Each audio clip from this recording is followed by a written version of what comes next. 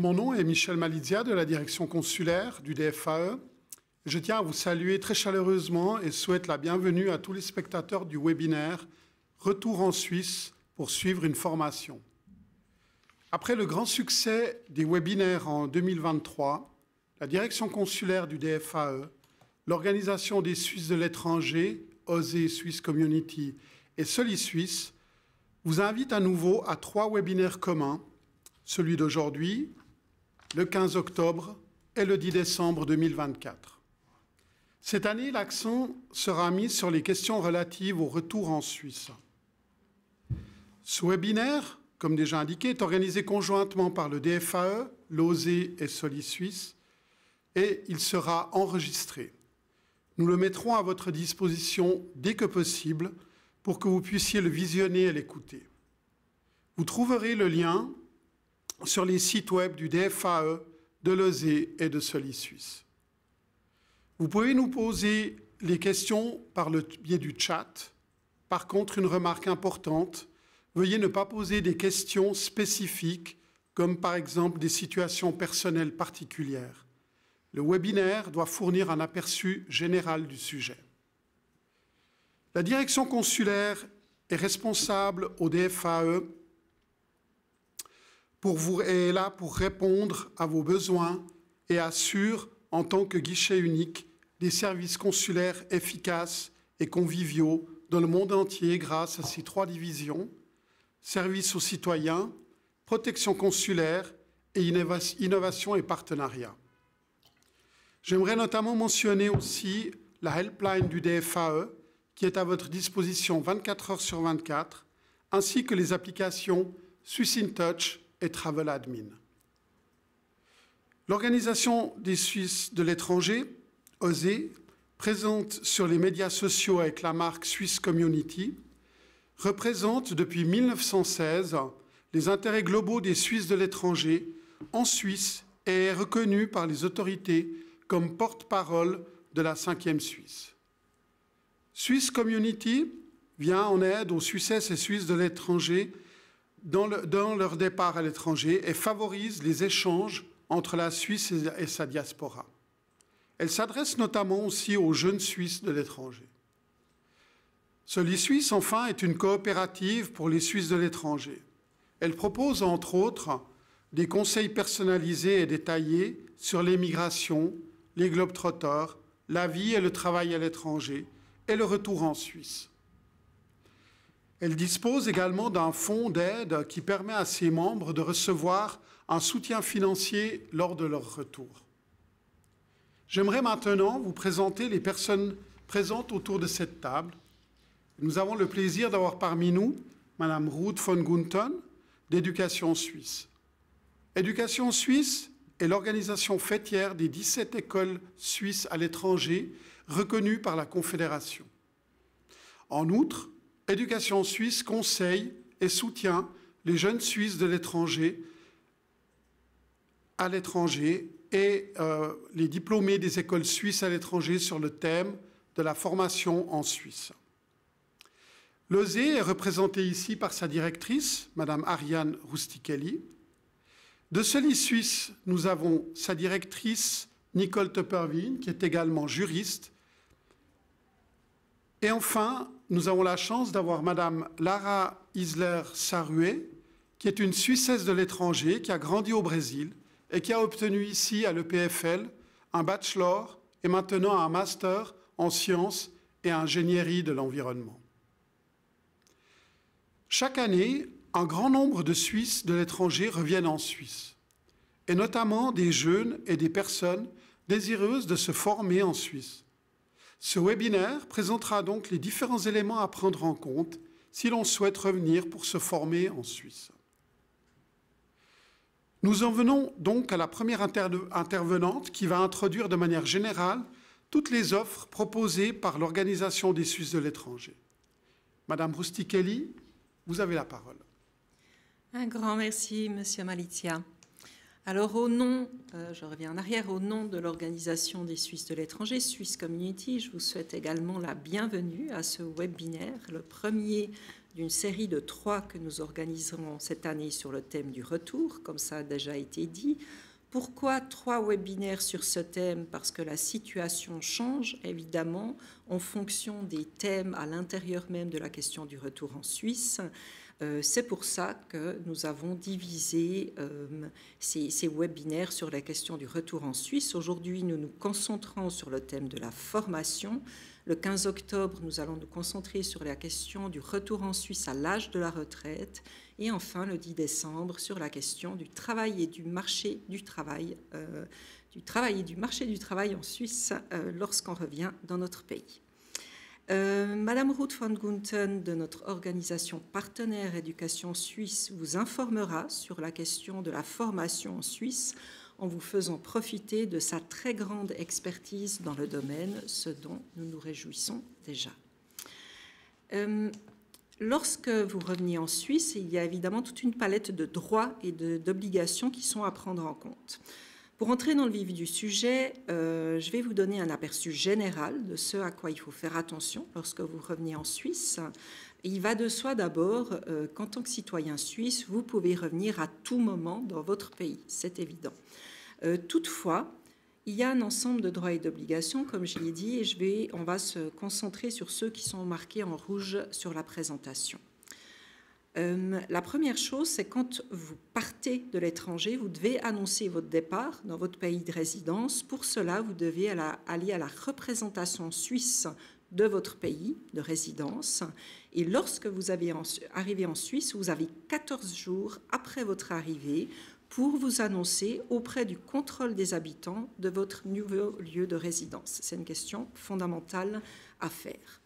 En principe, lorsque vous revenez en Suisse, vous avez de nouveau l'obligation de vous assurer auprès d'une caisse maladie suisse. Sur ce point, Madame Nicole Tupperwien de Solis Suisse vous fournira de plus amples informations. Il se peut également, suivant votre situation, si vous revenez en Suisse et que vous travaillez de nouveau, que vous soyez soumis à l'obligation de cotiser à l'AVS et à l'assurance invalidité. Enfin, toutes les personnes qui sont en âge de servir sous les drapeaux, comme on dit, doivent annoncer leur retour également dans les 14 jours au chef de section compétent de l'armée. En ce qui concerne l'armée, c'est une question assez complexe. Il y a beaucoup de choses à prendre en compte. Tout dépend de votre pays de résidence, est-ce que vous êtes double national ou pas. Et nous avons l'Organisation des Suisses de l'étranger, Swiss Community, a réalisé l'année dernière un webinaire sur cette question. Vous avez le lien qui s'affiche dans notre présentation, donc je vous incite à cliquer dessus pour voir ce webinaire ou à nous contacter pour avoir plus d'informations sur ce thème. Sur la question des droits et des obligations politiques, pour en revenir à vos droits et aux obligations, en tant que Suisse, vous avez le droit d'exercer vos droits politiques que vous viviez à l'étranger et évidemment, lorsque vous revenez en Suisse, on vous incite évidemment vivement à le faire, mais de par notre système politique, évidemment, il n'est pas toujours très facile de comprendre les thèmes soumis à votation. Et c'est la raison pour laquelle notre organisation organise depuis cette année avec EasyVote des webinaires qui vous expliquent les sujets de votation. Le premier a eu lieu le 14 mai. On a parlé des sujets de votation sur lesquels vous avez voté le 9 juin dernier, donc dimanche dernier. Et les prochains webinaires avec EasyVote se feront le 27 août et le 29 octobre. Et il s'agira évidemment de parler des votations qui suivront. Donc je vous incite évidemment à noter ça dans votre agenda également. Pour terminer sur la question des droits et des obligations, il y a encore 2 points à prendre en compte. C'est la question de l'assurance chômage et de l'aide sociale. Selon votre situation de départ, vous avez droit à des prestations de l'assurance chômage. Si vous revenez en Suisse et que vous n'avez pas de travail, par exemple, ou bien si vous n'avez pas de ressources, vous pouvez prendre contact avec l'administration communale de votre lieu de séjour pour obtenir une aide d'urgence. Alors, ça peut se faire sous forme de bons repas, dans des cas vraiment extrêmes, ou d'autres types d'aides d'urgence. Si vous avez déjà un domicile civil qui est établi en Suisse, dans ce cas, évidemment, vous vous adressez au service social local pour demander à pouvoir bénéficier de cette aide d'urgence. Là aussi, c'est relativement complexe. Le plus simple est de nous contacter ou bien de contacter le DFAE au Solis Suisse pour avoir de plus amples informations. J'aimerais dire encore quelques mots sur Swiss Community, l'organisation des Suisses de l'étranger. Nous sommes une organisation, une fondation de droit privé qui défendons les intérêts de ce qu'on appelle parfois la 5e Suisse. Donc, c'est-à-dire qu'on défend vos intérêts. À la fin 2023, plus de 813 000 Suissaises et Suisses vivaient hors des frontières nationales. Et notre travail au quotidien, c'est de représenter et défendre vos intérêts. La majorité d'entre vous habite dans un pays européen, mais au final, l'ensemble de notre population qui vit à l'étranger habite dans le monde entier.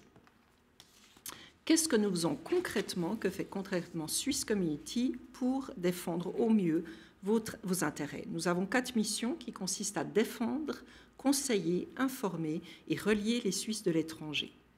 Défendre, il s'agit concrètement du travail que nous faisons au niveau politique avec le soutien de parlementaires fédéraux, mais aussi par le biais de nos différentes structures. Le conseil, c'est notre service juridique qui vous offre des conseils gratuits sur les thèmes importants en lien avec le départ à l'étranger, la vie à l'étranger ou le retour en Suisse. Informer, c'est en priorité la revue suisse que vous recevez directement chez vous. C'est évidemment notre site internet www.swisscommunity.org, nos publications, les réseaux sociaux. Et relier, il s'agit de vous relier entre vous, mais aussi de vous relier avec la Suisse, et ça passe en priorité par nos offres pour les jeunes Suisses de l'étranger, le 15 à 18 ans, notre congrès annuel ou encore notre communauté online. En parlant de congrès, cette année, nous fêtons la 100e édition de notre congrès. Ça aura lieu du 11 au 13 juillet à Lucerne. Donc, si vous n'êtes pas encore inscrit, je ne peux que vous encourager à venir fêter cette 100e édition avec nous. Il y aura des représentants du monde de la culture, du monde de la politique, du monde de l'économie qui vont se réunir. Ce sera festif, ce sera intéressant. Donc voilà, je crois que j'ai tout dit en disant ça.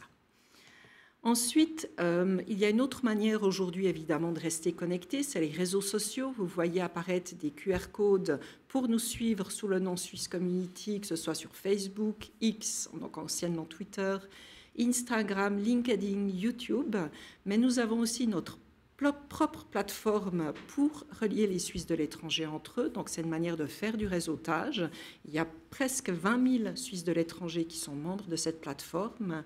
Vous pouvez aussi vous inscrire à notre newsletter qui paraît en français et en allemand. Voilà, tout ça, c'est une communauté globale des Suisses de l'étranger qui permet de rester reliés les uns avec les autres. Pour terminer, je dirais que Swiss Community est là pour vous. Nous sommes là à votre service. Notre service juridique, entre autres, répond très volontiers à vos questions. Le plus simple est de nous écrire à info@swisscommunity.org ou d'aller chercher des informations sur notre site web. Merci pour votre attention et bonne suite de webinaire. Merci beaucoup, Ariane. Venons-en maintenant au cœur du sujet et je me tourne là vers Madame Ruth von Gunten, qui est représentante d'éducation suisse et qui est le point de contact pour toutes les questions relatives à la formation en Suisse. Quelles sont les possibilités de formation? À quoi faut-il penser? Quelle est la meilleure façon de procéder? Qu'en est-il de l'aspect financier? Toutes ces questions qui se posent, nous vous les posons. Madame von Gunten, merci beaucoup. Merci à vous. Bonjour à tout le monde. Éducation Suisse est très ravie d'être invitée à ce webinaire. Beaucoup de questions et nous irons chercher à y répondre. Une formation en Suisse peut être intéressante pour les jeunes Suisses et Suissesses de l'étranger et leur offre la chance de mieux connaître leur propre pays d'origine.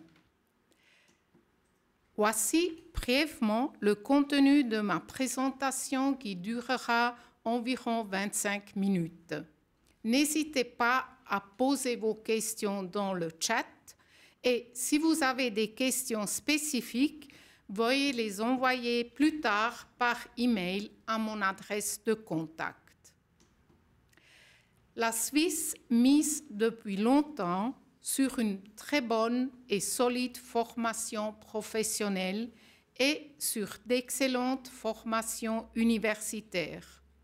Donc, environ un tiers des jeunes y fréquentent un gymnase, appelé aussi lycée, tandis que près de 2 tiers suivent un apprentissage professionnel après la scolarité obligatoire. Dans les pays européens, le nombre des étudiants au niveau de gymnase est bien plus élevé. C'est aussi l'une des raisons pour lesquelles les titulaires d'une maturité suisse ont libre accès à toutes les universités suisses, exception médecine et, par exemple, sciences du sport.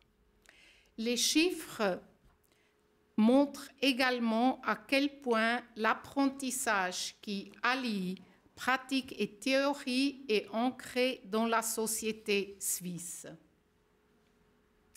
Le système de formation est très diversifié. Voici un aperçu, entre parenthèses, assez complexe. Vous le trouverez également sur notre site web. Nous voyons 2 filières principales, c'est-à-dire de la scolarité obligatoire qui dure 11 ans jusqu'au niveau tertiaire haute école. D'une part, la formation professionnelle initiale avec l'apprentissage, les flèches vertes, jusqu'à la formation professionnelle supérieure avec de nombreuses spécialisations ou jusqu'à haute école spécialisée. D'autre part, les écoles de formation générale, gymnase, lycée, avec les flèches bleues et la voie directe vers l'université. Vous voyez en arrière-plan les flèches en pointillés qui permettent l'accès avec des qualifications supplémentaires. Le système de formation suisse se caractérise par sa grande flexibilité. Plusieurs voies se proposent. Même ceux qui suivent une formation professionnelle ont la possibilité d'entrer plus tard dans une haute école universitaire. Parfois, le chemin est simplement un peu plus long. Et ceux qui font un gymnase peuvent bien sûr faire un apprentissage professionnel. En Suisse, il existe 3 types d'autres écoles universitaires. Elles sont équivalentes, mais leur focus est différent. Ce sont toutes des institutions publiques, à quelques exceptions près. Voici les institutions publiques. Il existe 12 universités, y compris les écoles polytechniques fédérales de Lausanne, l'EPEF et l'ETH de Zurich, ainsi que les universités de Saint-Gall, Zurich, Bâle, Berne, Lucerne, Fribourg, Neuchâtel, Lausanne, Genève et Louzy au Tessin. Les universités proposent toutes les disciplines des sciences humaines et naturelles. Et puis, il existe 9 hautes écoles spécialisées HES.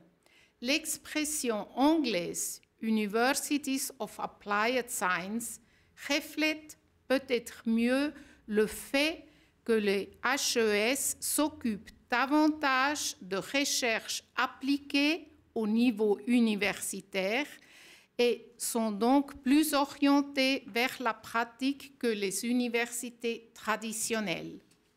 Elles comprennent de nombreux instituts, y compris les arts et la musique. Par ailleurs, il existe également les autres écoles pédagogiques plus ou moins grandes. Elles forment les futurs enseignants et enseignantes.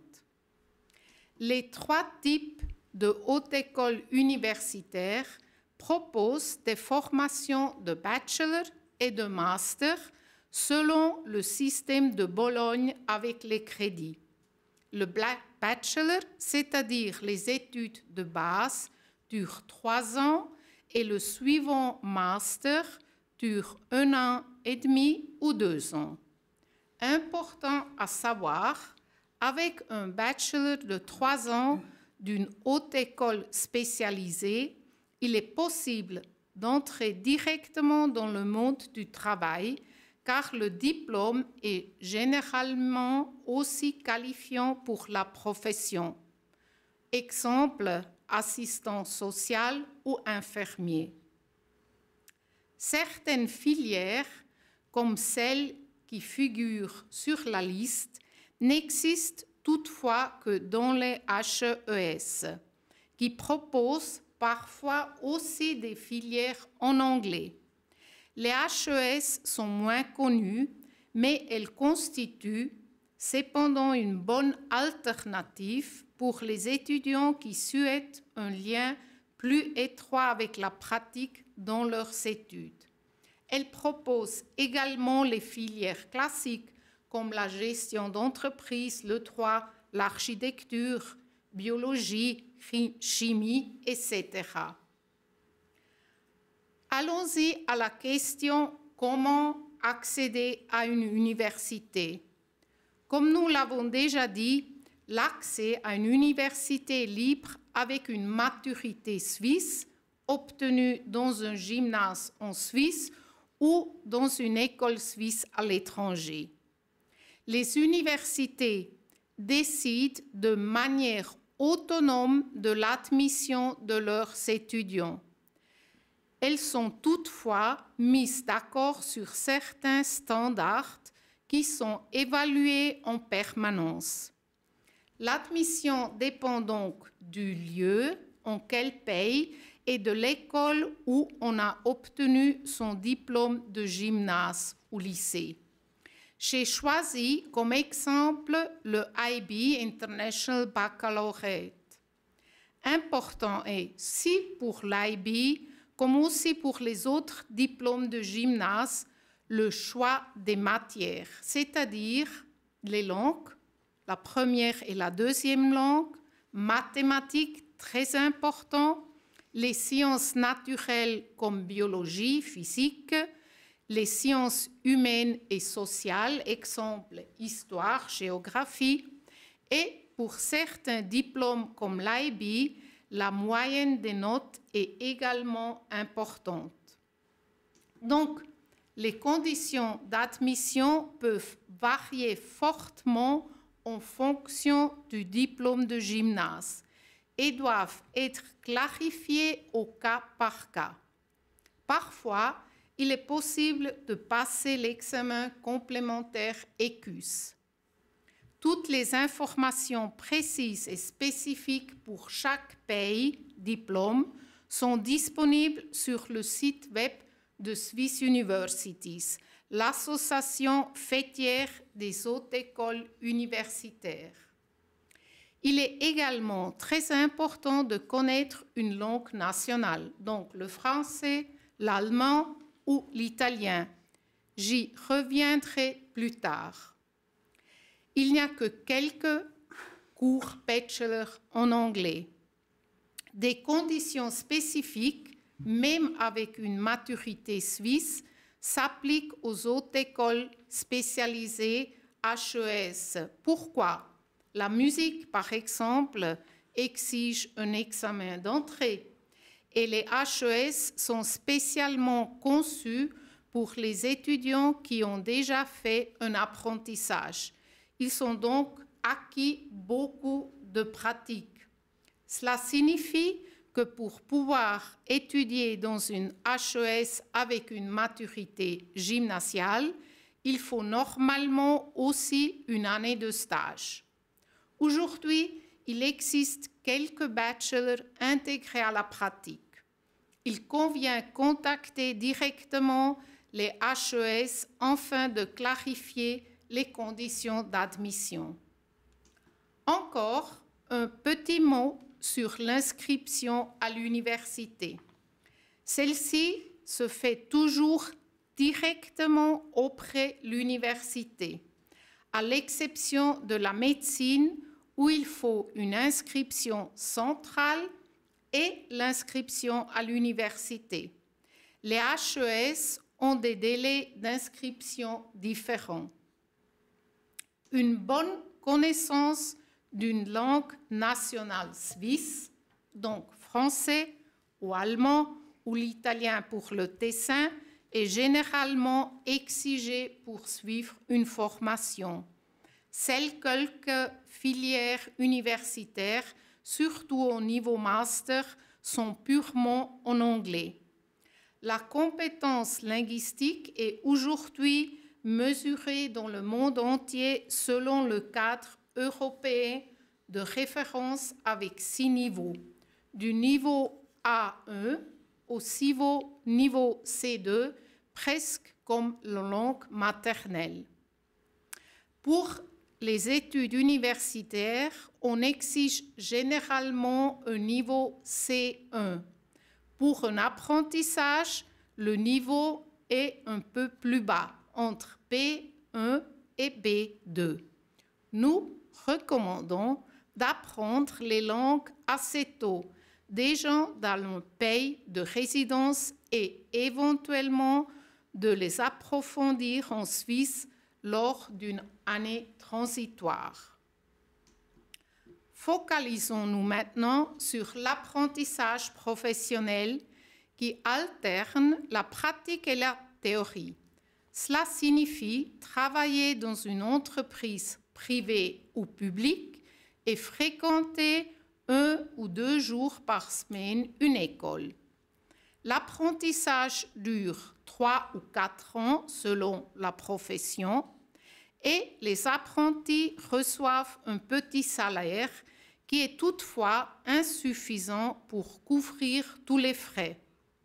Mais les bourses d'études sont possibles. Après l'examen final, on reçoit un diplôme, certificat reconnu. Il est possible de poser sa candidature pour une place d'apprentissage après avoir terminé l'école obligatoire. Candidature directe auprès des entreprises. Important à savoir, l'apprentissage n'est pas lié à l'âge. Normalement, les apprentis ont entre 16 et 20 ans. Mais il est possible de faire un apprentissage à tout âge, à condition de trouver une place. Après un apprentissage, on est parfaitement préparé pour le marché du travail où on peut continuer la formation. Pour trouver une place d'apprentissage, il faut beaucoup d'initiatives personnelles. En effet, on ne peut pas simplement s'inscrire. Il faut postuler presque comme pour un emploi. Sur le site officiel orientation.ch, on trouve de nombreuses informations et des conseils pour postuler, comme aussi les places libres. Où puis-je trouver toutes les infos depuis l'étranger? Les universités, HES organisent des journées portes ouvertes ou des sessions d'information aussi en ligne. De nombreuses infos ainsi que des vidéos sont disponibles sur les sites des universités. Et un service d'orientation professionnelle ou d'études peut s'avérer utile. Éducation suisse organise de telles consultations. Faire un stage dans une entreprise pour un apprentissage ou assister à un cours comme auditeur, auditrice dans une université peuvent être intéressants, peut-être durant les vacances en Suisse. Le site officiel de l'orientation professionnelle universitaire et de carrière, orientation.ch, contient de nombreuses infos sur toutes les professions, les filières d'études, des tests d'auto-évaluation et beaucoup de plus. Il est important de s'informer suffisamment tôt. Et maintenant, parlons des coûts. On dit généralement que la Suisse est chère. C'est sans doute vrai, mais les taxes semestrielles sont faibles par rapport à d'autres universités étrangères et ne représentent qu'une petite partie d'un budget d'un étudiant. Il faut compter environ 2000 francs suisses par mois. Cela dépend bien sûr surtout des frais de logement et du style de vie.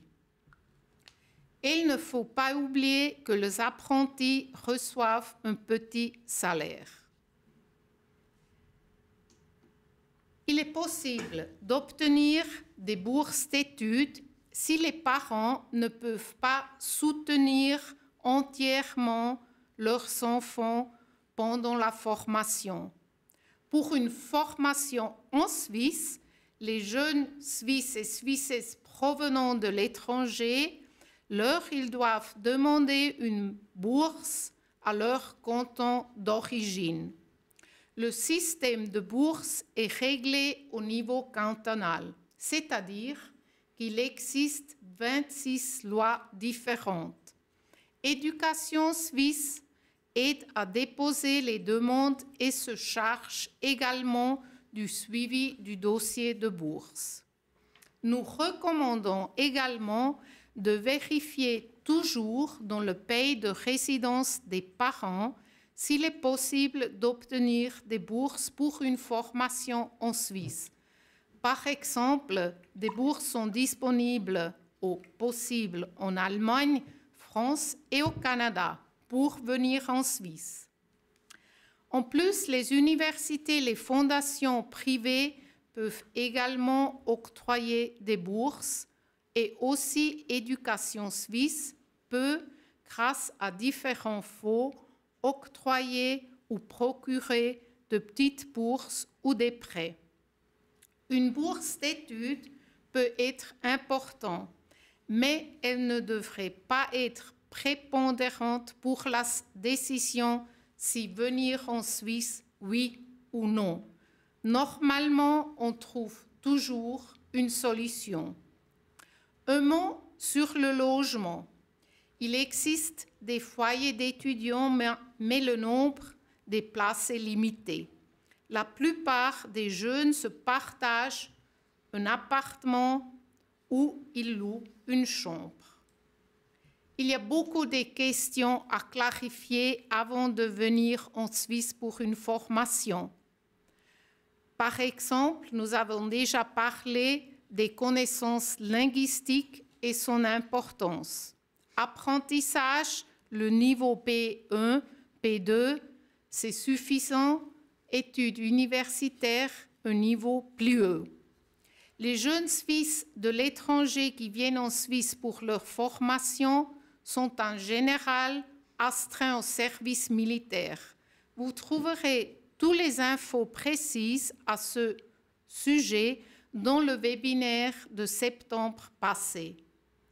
Bien sûr, il faut s'inscrire une fois arrivé en Suisse auprès de sa commune de résidence et régler quelques formalités administratives.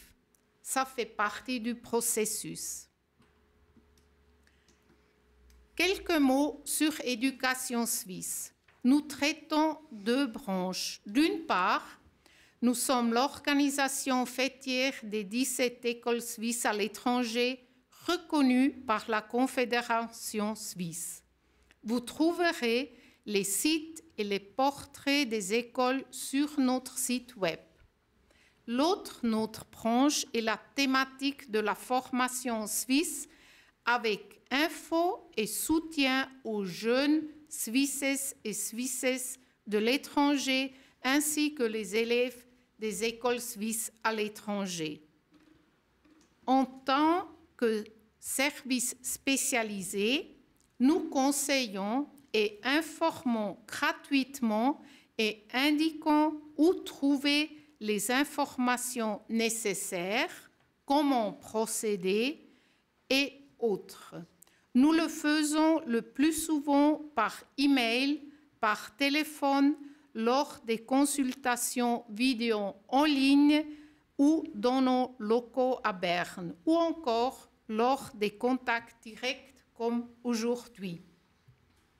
Nous fournissons des infos sur des questions générales et spécifiques. Par exemple, les conditions d'admission, les délais, les assurances, le logement. Nous avons élaboré des fiches d'infos spécifiques sur différents thèmes. Nos conseils sont personnalisés et sur mesure. Lors du choix d'une formation, un conseil ciblé peut s'avérer utile. C'est pourquoi nous travaillons en collaboration avec l'Office d'orientation professionnelle et universitaire de Berne, BITS. Ces entretiens peuvent avoir lieu en ligne ou à Berne. Ils sont toutefois payants. Tous les autres services d'éducation suisse sont complètement gratuits. Nous aidons dans les démarches pour les demandes de bourse cantonale et pouvons également octroyer nous-mêmes de petites bourses. Mais au lieu ou avant une formation, une première expérience professionnelle en Suisse peut être intéressante. Voici 2 exemples. Avec son programme, l'Agence nationale Movesia place de jeunes étudiants de l'étranger comme assistants de langue dans des gymnases et des écoles professionnelles. Le salaire couvre les frais de vie et on a suffisamment de temps pour découvrir le pays. Ou un bref séjour de quelques semaines pour aider une famille de paysans. Cette expérience est possible dans toutes les régions suisses à travers l'organisation AgriViva. En plus du gîte et du couvert, on reçoit un peu d'argent de poche. Nous recevons toujours de feedback positifs de jeunes qui ont travaillé quelques semaines dans une ferme.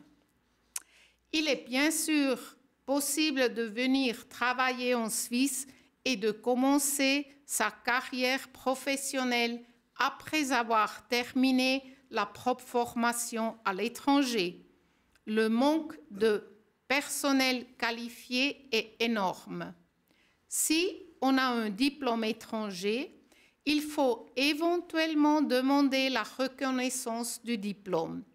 Cela signifie que la première chose à faire est de déterminer s'il s'agit d'une profession réglementée ou pas. Si la profession n'est pas réglementée et on possède un diplôme universitaire, par exemple en histoire, en langue ou en biologie, on peut demander une évaluation de niveau à Swiss Universities, l'association fêtière des hautes écoles universitaires. Aussi pour les diplômes professionnels qui ne mènent pas à une profession réglementée, on peut demander une attestation de niveau qui n'est toutefois pas obligatoire pour trouver un emploi en Suisse, mais elle peut être utile. Si la profession est réglementée, et c'est le cas pour de nombreuses professions de la santé ou l'enseignement, il faut demander auprès de l'autorité compétente suisse la reconnaissance du diplôme étranger. Sur le site officiel reconnaissance.suisse, on peut contrôler si la profession est réglementée ou pas.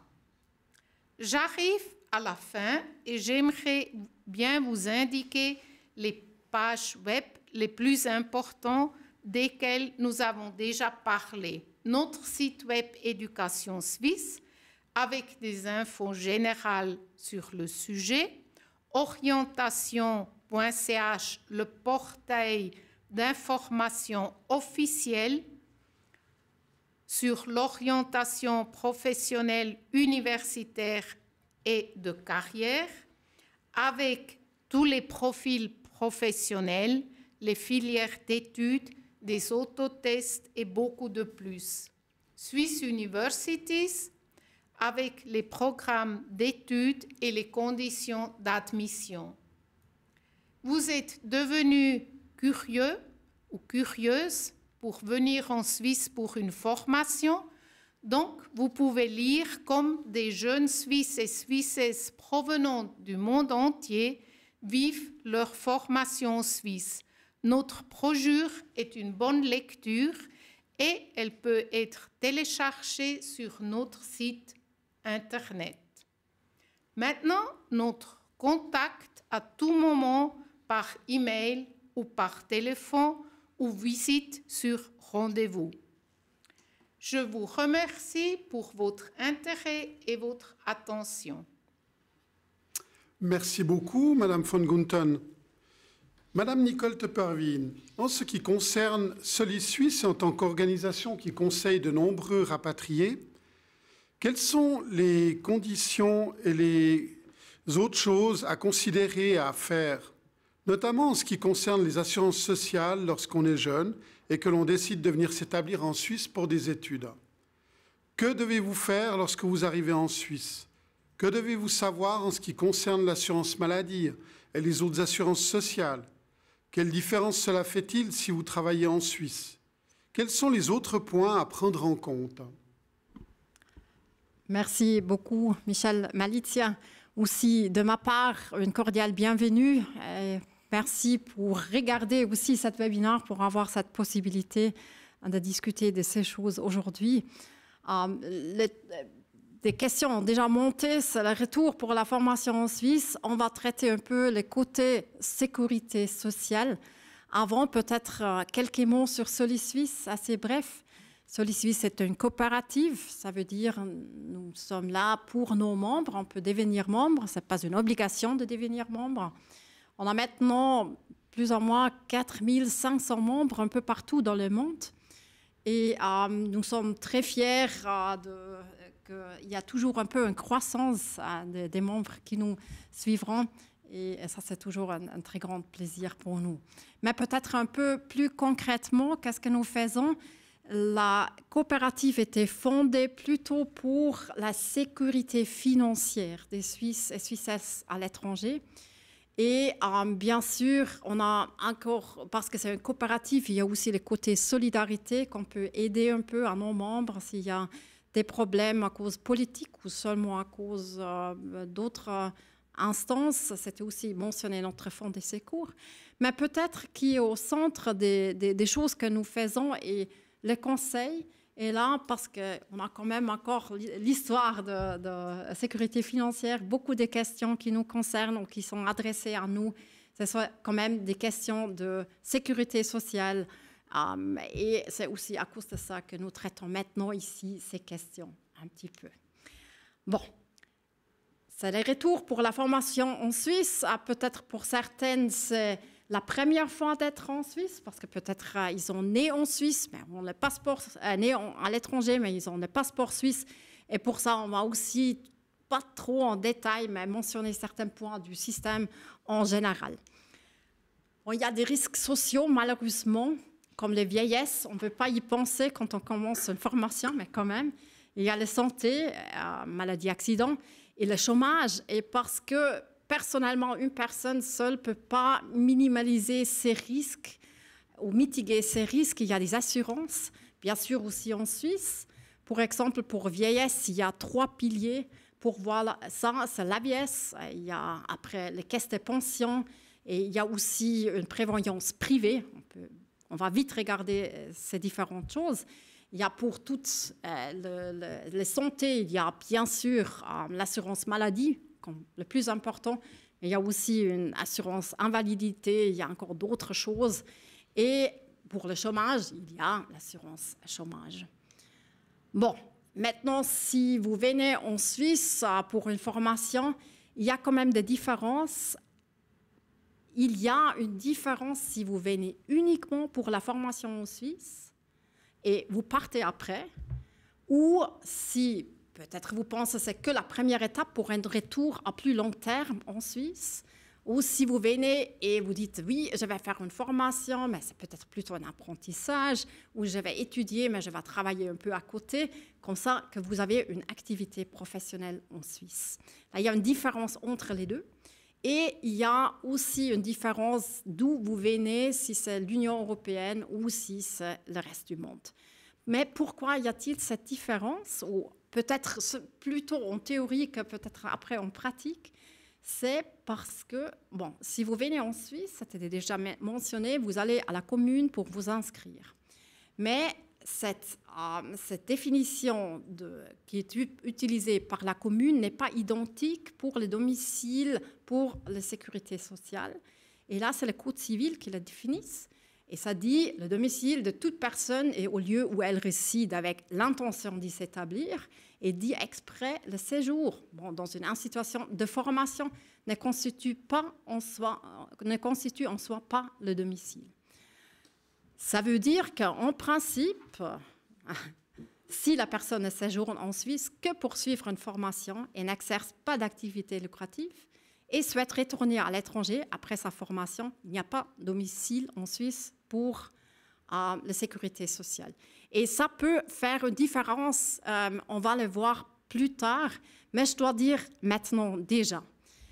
En Suisse, il y a le fédéralisme, et même que les sujets de sécurité sociale sont réglés de niveau global pour toute la Suisse, pour la majorité de choses, il y a quand même, après une assez grande différence, comment les différents cantons vont traiter les demandes qui arrivent.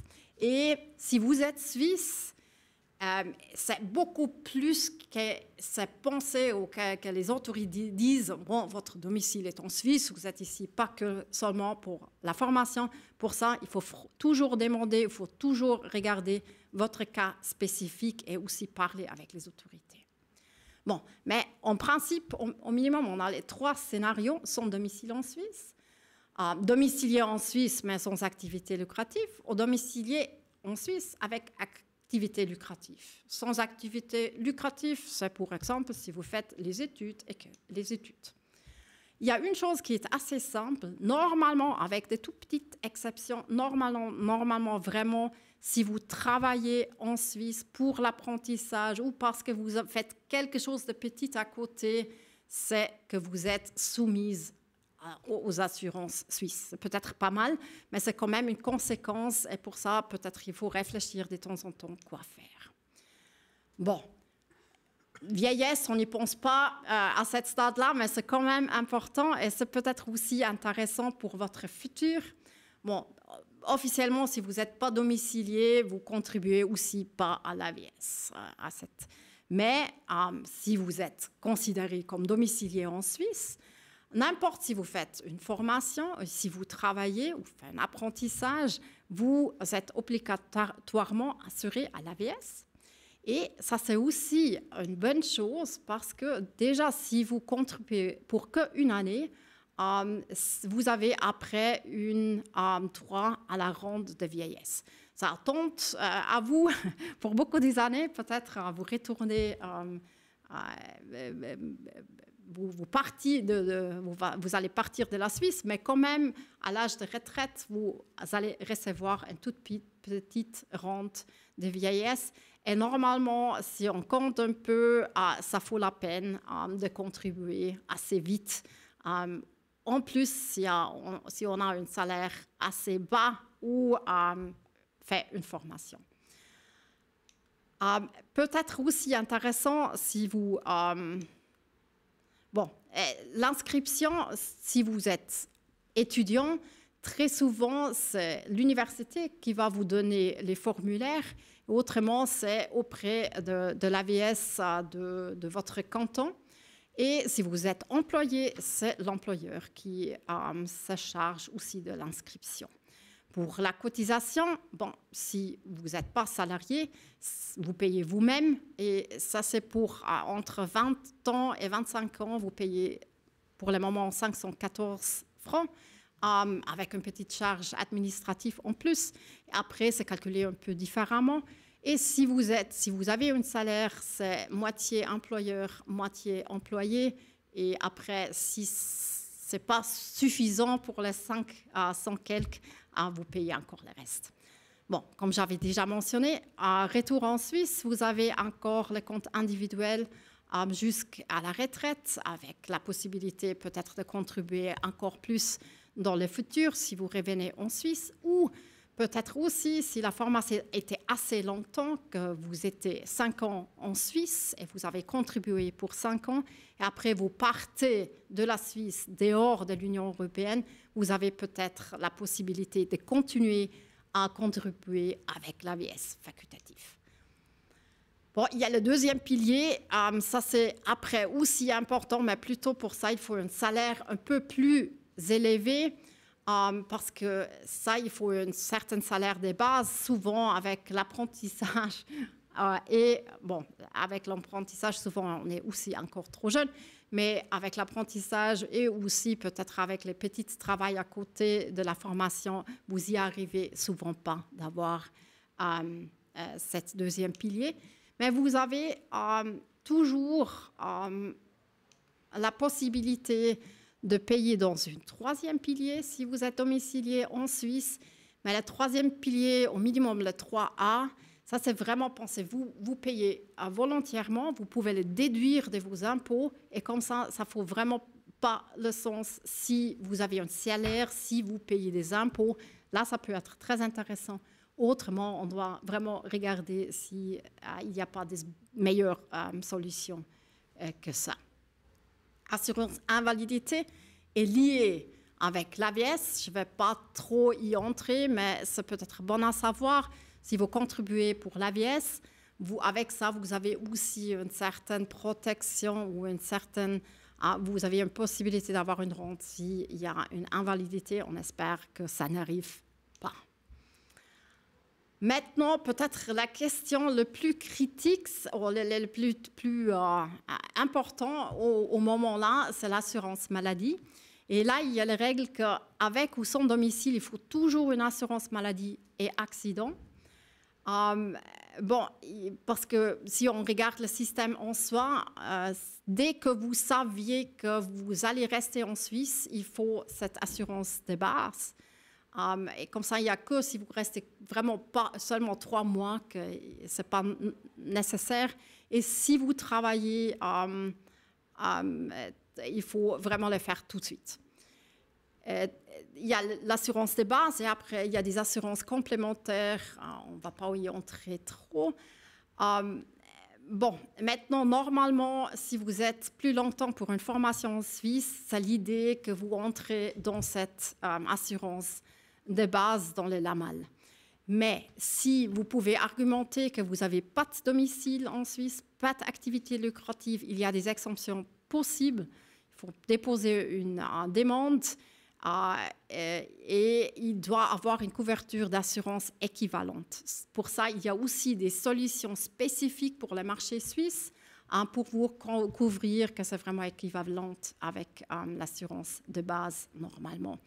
Mais attention, dès que vous allez travailler, le système change, il faut se assurer en Suisse dans cette assurance de base dans le LAMAL. Aussi, il y a des conditions différentes pour l'Union européenne.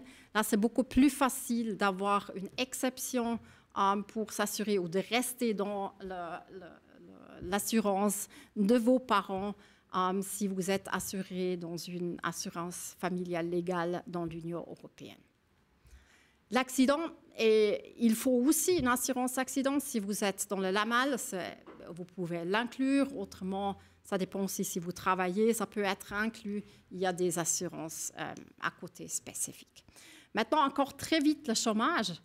Là, ça c'est aussi une chose où, en principe, il y a des prestations de chômage qui sont possibles si vous ne trouvez pas un travail après formation.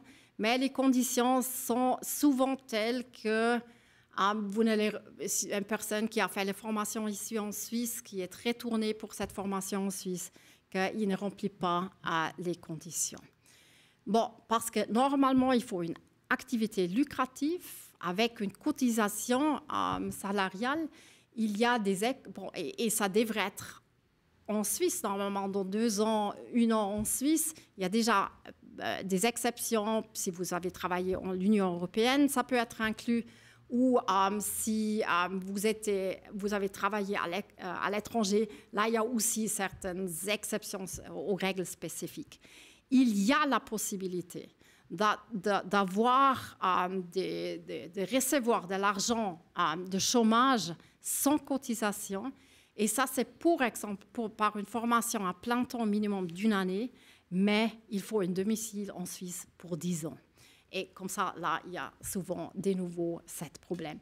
Mais si le cas arrive que vous ne trouvez pas de travail, il faut quand même, ça faut la peine de demander et aussi d'avoir peut-être d'autres prestations pour faciliter de trouver de travail. Bon, quels sont les tips? Peut-être encore très vite, c'est très individuel. Il faut vraiment regarder votre situation, d'où vous venez, si c'est l'Union européenne, si c'est dehors de l'Union européenne, quelle assurance vous avez, pour exemple, déjà des bases. Aussi, si vous planifiez de travailler, souvent peut-être si vous pensez à rester plus longtemps, ça vaut la peine de cotiser à l'AVS. Ça, c'est très vite que ça vaut vraiment la peine de cotiser. Et peut-être pour ça aussi de vraiment déclarer le domicile en Suisse, contribuer à l'AVS et faire à l'assurance des bases. Mais avec ça, peut-être vous avez après aussi une possibilité de réduction des primes si tout coûte cher. Mais pour dire, il faut vraiment regarder votre cas spécifique. Et pour ça, n'hésitez pas à poser vos questions, mais aussi à mes collègues qui sont ici. Mais un grand merci pour votre intérêt. Merci beaucoup, Madame Tepperwien, pour toutes ces informations intéressantes.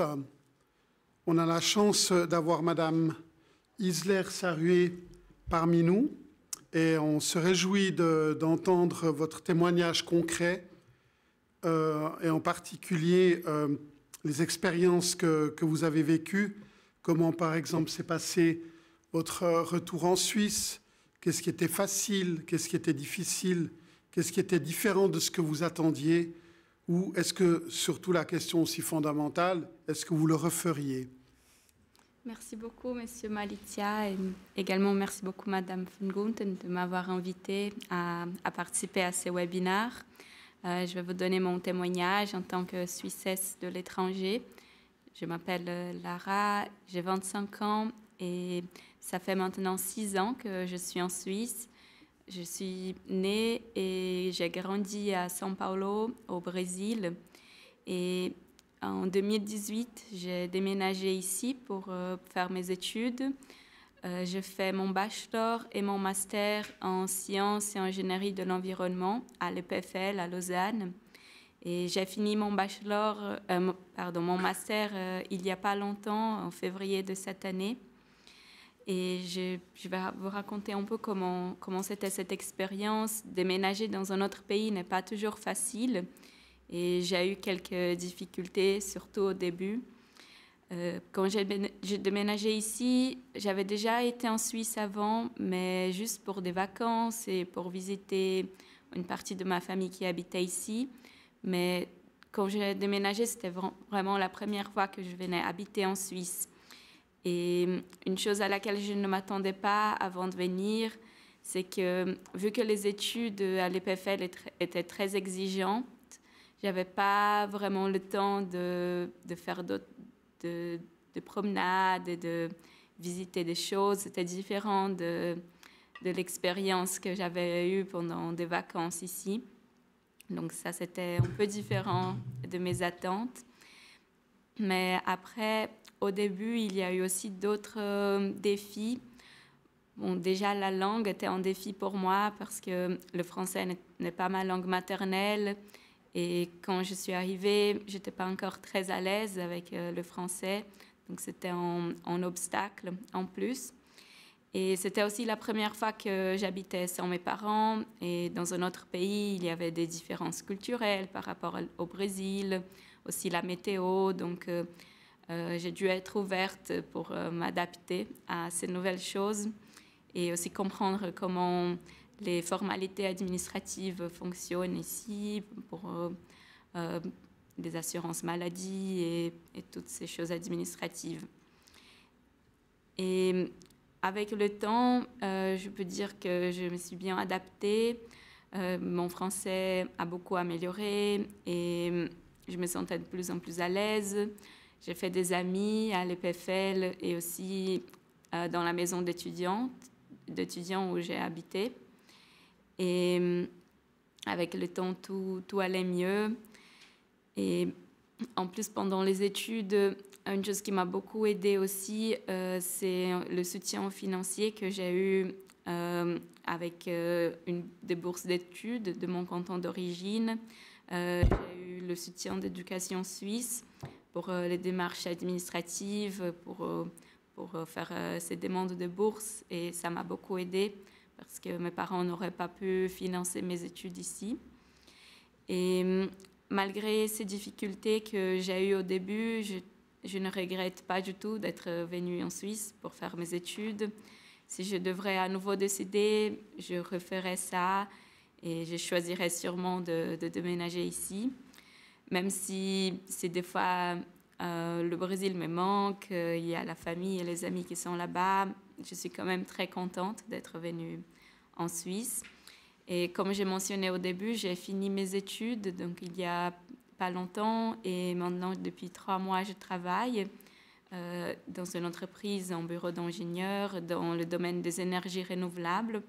Et ça me plaît beaucoup, c'est exactement ce que je voulais faire après mes études. Donc je suis très contente et je pense que je vais rester en Suisse pour le long terme.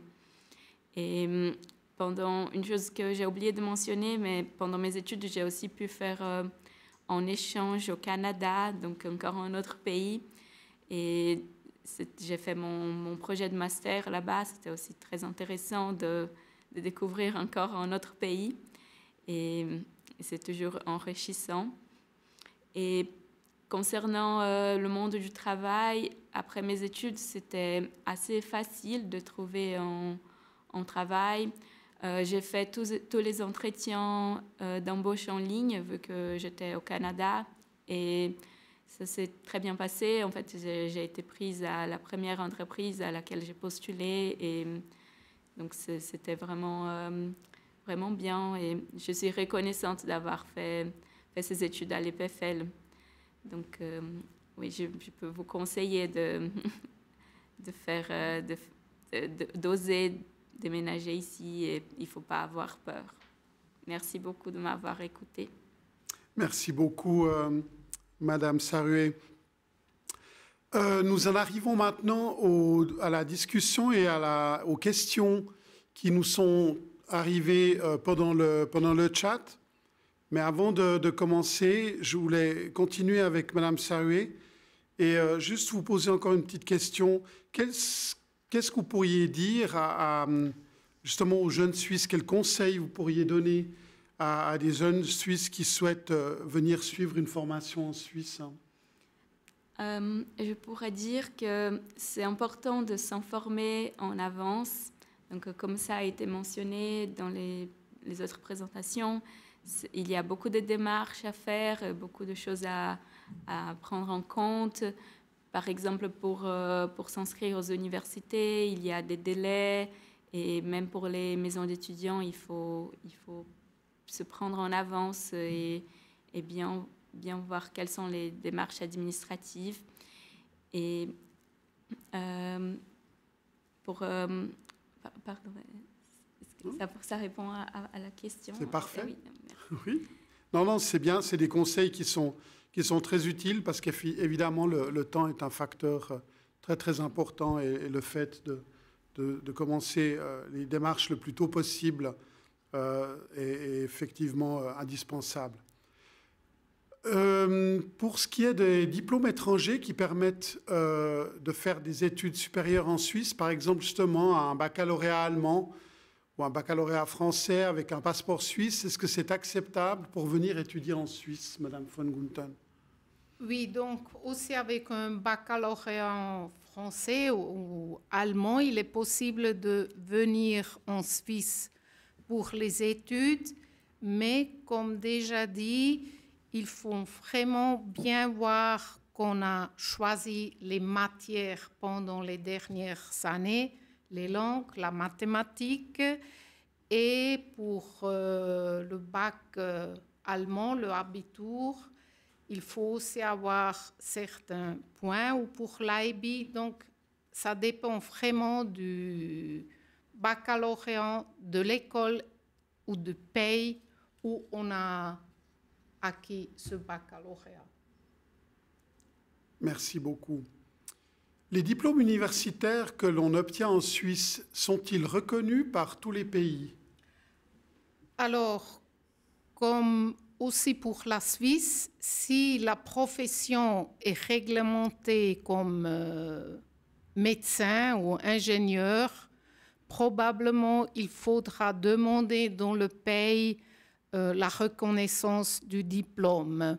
Mais les autres diplômes universitaires, en général, ils sont reconnus par tous les pays, comme les étrangers, normalement, ils sont reconnus dans la Suisse. Merci beaucoup. L'obligation de l'AVS ou de l'assurance invalidité est obligatoire même pour les étudiants universitaires, donc sans activité lucrative. Point d'interrogation. L'assurance maladie est souscrite par l'intermédiaire de l'université ou indépendamment. Et quid si l'étudiant bénéficie déjà d'une couverture maladie dans son pays de résidence? Ces thèmes ont déjà été abordés, mais peut-être qu'une petite explication supplémentaire s'impose. Oui, tout à fait. Je commence et après, si tu veux ajouter, Ruth, n'hésite pas. Bon, officiellement, l'AVS est obligatoire que si vous avez passé les 20 ans et si vous êtes domicilié en Suisse. Pour les Suisses et Suissesses, très vite, il y a peut-être l'idée que vous êtes domicilié en Suisse. Et dans ce cas-là, après, si vous êtes domicilié, oui, c'est obligatoire de payer, même sans activité lucrative. Moi, je regarde ça, bon, ce sont 514 francs de plus pour le budget, mais je le regarde quand même comme un avantage.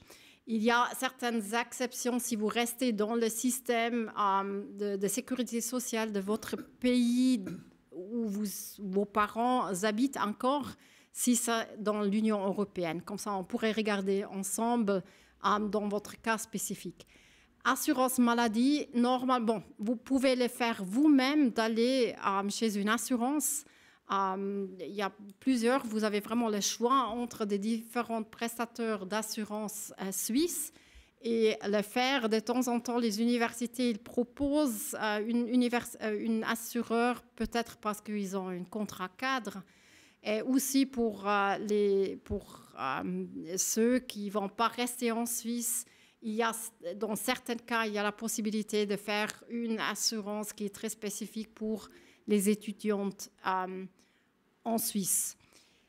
Bon, si vous avez déjà une couverture maladie dans votre pays de résidence, là, ça dépend vraiment. Si c'est dans l'Union européenne et vous pouvez rester dans cette assurance, et ça c'est une assurance qui n'est pas privée, là, très souvent, vous pouvez les garder parce que là, vous avez aussi la carte européenne de couverture contre la maladie. Et avec ça, normalement, vous pouvez aller aussi dans les cantons, chez les autorités, et après, vous avez, après c'est bon, il ne faut pas encore faire une assurance suisse.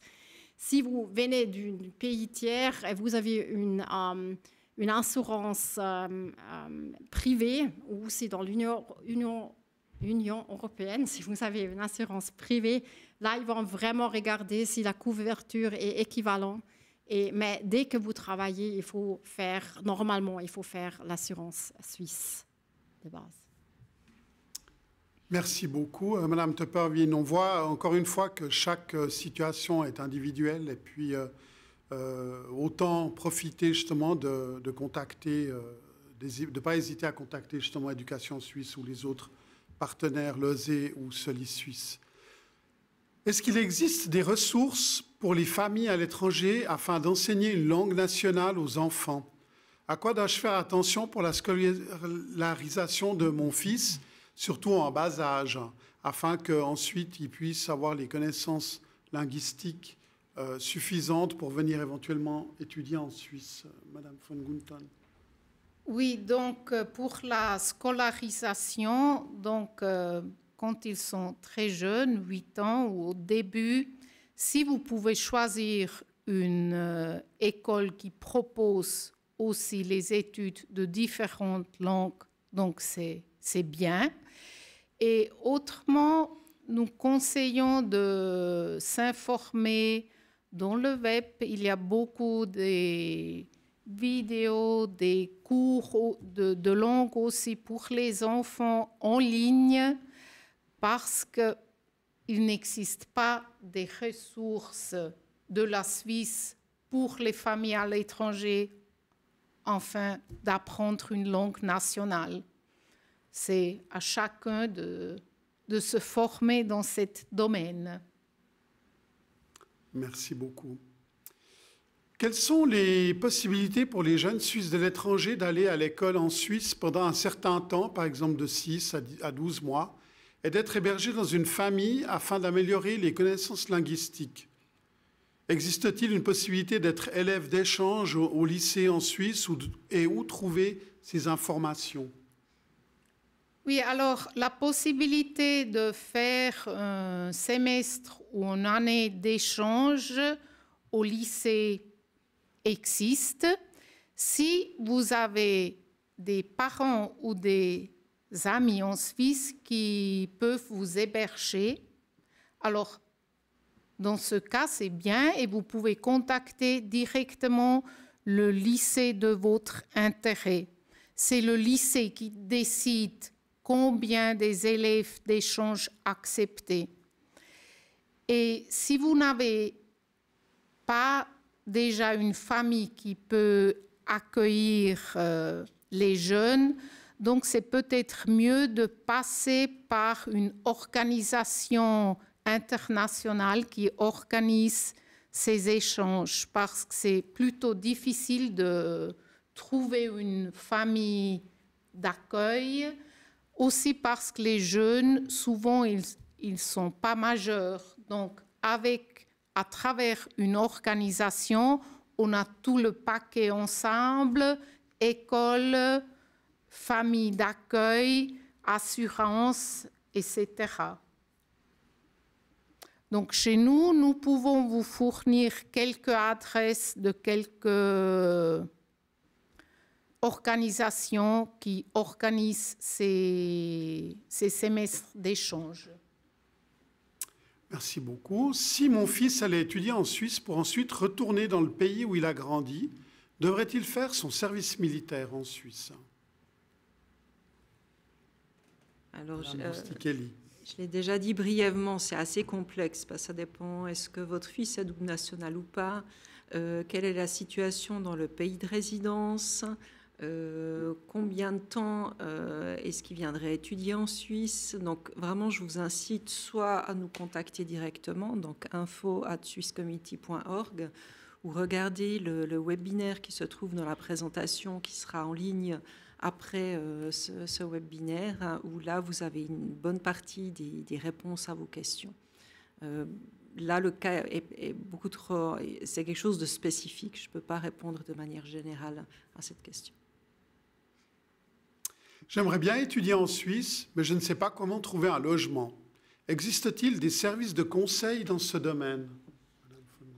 Donc, il n'y a pas de services de conseil, mais nous, chez Éducation Suisse, nous avons une petite brochure avec beaucoup de sites web et aussi des infos comment faire à trouver un logement. Et comme Madame Isler-Sarrué a déjà dit, pour les foyers des étudiants, il faut vraiment déposer très tôt la demande. Merci beaucoup. Les études dans les écoles polytechniques fédérales, comme le TH, le PFL, enfin les deux qui existent en Suisse, devraient être plus chères pour les étudiants étrangers qui n'ont pas de maturité suisse. Cette hausse des frais d'inscription s'appliquera-t-elle également aux Suisses de l'étranger qui ont certes un passeport suisse, mais qui n'ont que très rarement une maturité suisse? Ceci étant très d'actualité car ces changements viennent d'être annoncés, Madame von Gunten. Oui, il existe déjà des universités qui appliquent des taxes semestrielles différentes pour les Suisses ou pour les étrangers provenant de l'étranger. Mais si vous avez le passeport suisse, alors il ne changera rien parce que tous les Suisses où ils vivent déjà ici en Suisse ou maintenant à l'étranger et ils viennent en Suisse pour leur formation, ils paieront toujours les taxes semestrielles normales. Seulement les étrangers dont les parents continuent à habiter à l'étranger devront payer un peu de plus. Donc il n'y a aucune différence entre un Suisse qui vit à l'étranger et qui vient étudier en Suisse ou un Suisse qui habite en Suisse. Vraiment, ça n'a rien à voir avec le diplôme. Le salaire d'un apprentissage est-il basé sur des conventions collectives ou quel est l'ordre de grandeur du salaire? Donc, ça dépend vraiment de la profession. Et donc, ce sont les branches qui définissent le salaire. Et chaque année, on gagne un peu de plus. Donc, peut-être on commence avec 800 francs et le dernière année, on prend 500 francs. Mais là aussi, ça dépend donc de chaque branche et de chaque convention qui a été définie et négociée. Si l'on a un job à temps partiel pendant les études, est-on dans ce cas domicilié en Suisse et est-on reconnu comme ayant un domicile en Suisse? Bon, je dirais normalement oui. Au minimum, si on a le job à temps partiel, on paye, on est censé de payer des impôts. On doit avoir l'assurance maladie de base et on doit payer l'AVS, mais là, c'est déduit directement de votre salaire de cette job à temps partiel. Et à cause de ça, je pense qu'on peut dire que si vous restez plus que 6 mois ou au minimum une année, qu'après, c'est aussi votre domicile en Suisse. On peut partir du principe que le domicile légal est à ce moment-là en Suisse et il y a peut-être aussi la notion de service militaire qu'il ne faudra pas oublier dans l'équation. Est-il possible de passer une maturité suisse en tant que candidat libre lorsqu'on est scolarisé à l'étranger? Oui, en effet, on n'a pas parlé de ça, mais c'est sans doute possible. Chaque année, il y a les examens de maturité suisse en allemand et en français et on participe étant candidat libre. Et on peut trouver toutes les informations sur la maturité suisse, tous les branches, les sujets à étudier sur le site officiel du CEFRI, du secrétariat d'État. Merci. Peut-être qu'il y aura aussi la notion d'italien. Je ne sais pas si l'italien est inclus là-dedans ou pas dans ces examens. Non, c'est en... Français. Après, ça dépend un peu. Quelles sont les conditions pour devenir enseignant de primaire, de cycle d'orientation ou de collège en Suisse si on a déjà un master en éducation dans une institution à l'étranger? Donc, si vous avez déjà une habilitation à enseigner à l'étranger. Donc, vous devez demander la reconnaissance de votre diplôme à la EDK. Au moment, je ne sais pas en français, excusez-moi. L'EDK, c'est l'autorité compétente pour tout ce qui concerne l'enseignement. Merci beaucoup. Nous arrivons à la fin des questions. Merci de les avoir posées. Elles étaient très intéressantes et ont permis également peut-être de repréciser certaines choses qui avaient été dites auparavant. Nos experts se tiennent, et moi-même, nous tenons à disposition, bien entendu, après ce webinaire. Et vous avez maintenant à l'écran les liens utiles de tous les intervenants qui ont participé à ce webinaire. Encore une fois, ce webinaire a été enregistré. Vous pourrez le visionner à nouveau très prochainement. Les liens seront publiés sur les sites web du DFAE, de l'ESE, Swiss Community et de Solis Suisse. Nous avons aussi le plaisir de vous rappeler que 2 autres webinaires vont être organisés cette année conjointement. Notez les dates. Le 15 octobre 2024, le thème « Le défi d'un retour en Suisse à l'âge de la retraite ». Le 10 décembre 2024, « Travail et marché du travail en Suisse ». On voit qu'après avoir aussi entendu l'expérience ou les expériences de Madame Isler-Sarué, beaucoup de questions se posent dans ce domaine et nous espérons avoir pu amener un éclairage et des réponses à toutes vos questions sur ce thème. Je tiens à remercier vraiment beaucoup tous les intervenants et surtout spécialement Madame Isler-Sarué qui nous a fait partager ses expériences. Merci pour les éclairages et les explications utiles qui ont pu être données. Et un grand merci aussi à ceux qui sont derrière les coulisses et qui ont rendu cet événement possible. Je vous remercie infiniment pour votre intérêt et votre attention. Au revoir.